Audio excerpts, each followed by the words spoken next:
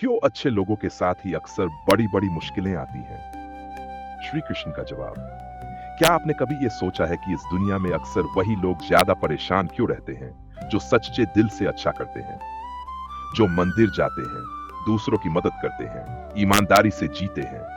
क्यों उन्हीं के हिस्से में तकलीफें ज्यादा आती हैं?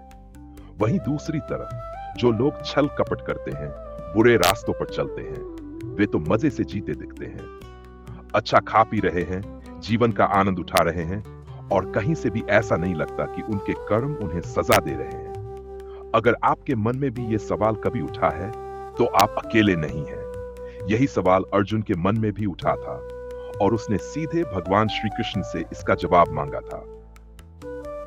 अर्जुन की दुविधा और श्री कृष्ण का मुस्कुराता जवाब। एक दिन अर्जुन बहुत चिंतित था।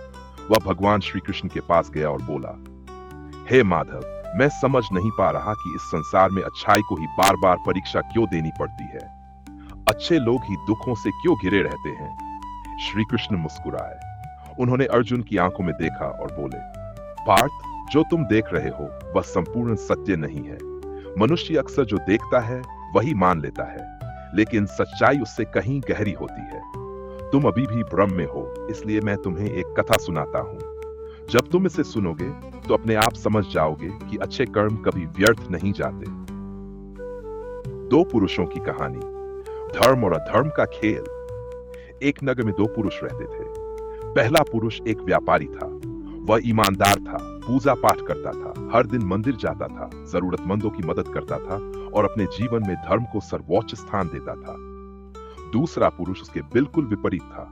वह भी हर दिन मंदिर आता, लेकिन पूजा करने नहीं, बाहर खड़े होकर लोगों के जूते चप्पल चुराने। उसे धर्म या ईश्वर से कोई लेना देना नहीं था। बस मौका देखना और फायदा उठाना उसका तरीका था। समय बीतता गया। एक दिन बहुत तेज बारिश हुई। मंदिर में उस दिन पुजारी के अलावा कोई नहीं था। यह बात जब दूसरे आदमी को पता चली तो उसने सोचा, आज मौका अच्छा है, मंदिर का धन चुराने का यही सही वक्त है। वह चुपचाप मंदिर में घुसा और चरावे का सारा धन चुरा लिया।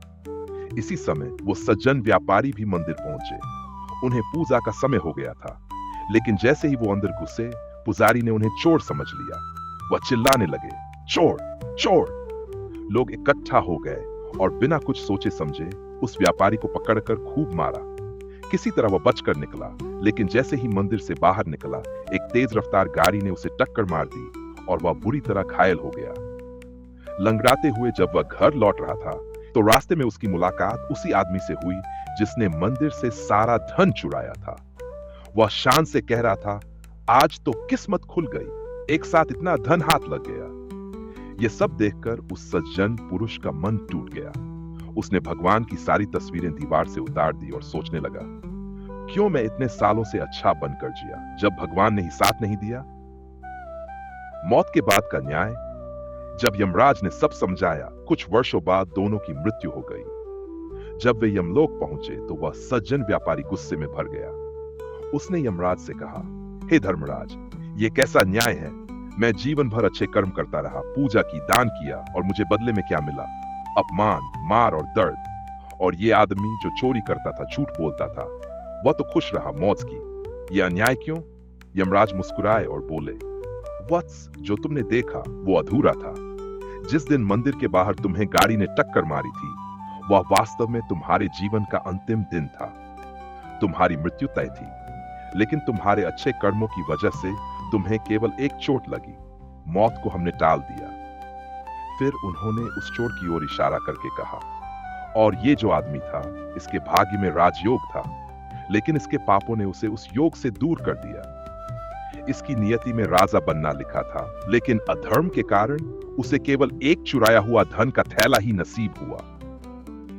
अर्जुन को मिला उत्तर और हमें भी कथा समाप्त कर श्री कृष्ण ने अर्जुन से पूछा, पार्थ, क्या अब तुम्हें अपने सवाल का उत्तर मिल गया? फिर वे बोले, जो व्यक्ति अच्छे कर्म करता है वह कभी भी भगवान की कृपा से वंचित नहीं रहता। बस मनुष्य ये नहीं समझ पाता कि उसकी रक्षा कब और कैसे हो रही है। अच्छे कर्म करने वालों को देर से सही, लेकिन न्याय और फल अवश्य मिलता है, और जो बुरा करता है उसे जो मिल रहा है वो शायद उसका अंतिम सुख हो। उसके बाद क्या होगा ये वह नहीं जानता। कहानी से सीख। अच्छे कर्म का फल निश्चित है। इस कहानी में छुपा संदेश बेहद गहरा है। ईश्वर कभी किसी के कर्मों को अनदेखा नहीं करते। हमें जो मिलता है वो हमारे कर्मों का ही फल होता है, चाहे वो इस जीवन में मिले या अगले में। इसलिए अगर आप अच्छा कर रहे हैं और फिर भी परेशानियां झेल रहे हैं तो रुकिए मत, डगमगाए मत।